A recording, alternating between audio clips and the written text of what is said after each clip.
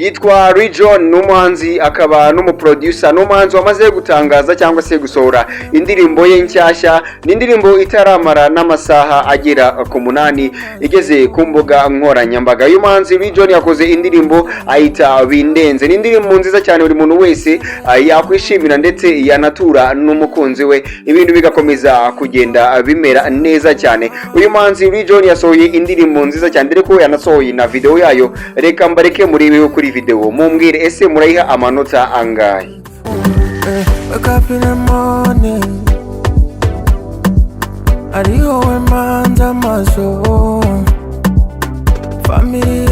Mwumvishe ko ari indirimbo nziza cyane kandi n'indirimbo iryoheye amatwi y'uyumva ndetse n'ubwirwa imitoma iri muri iriya ndirimbo. Ni indirimbo nziza cyane y'umuhanzi Region, indirimbo itaramara amasaha menshi ku mbuga nkoranyambaga za Region. Ndakubwira ko iyi ndirimbo wayisanga kuri YouTube channel y'uwitwa Region, ugakora subscribe kugira ngo uzakomeze ugende ubona byinshi bitandukanye by'umuhanzi Region. Nje nari Evode w'Abanyarwanda. Guys basore, reka mbagira inama, indirimbo n'indirimbo watura umukunzi wawe iteka akajya aguhoza ku mutima. Bya bindi bavuga ngo by'inkundo by'Kigali byo gutendeka, ibyo ntabwo yazigera abitekereza. Nje nari Evode w'Abanyarwanda. Iyi ni Mine Plus TV, cyo ngusaba gukora subscribe ki Mine Plus TV tukazabana muri byinshi bigiye bitandukanye. Imana ikomeze ibarinde, ibahe kurama ndetse n'amafaranga.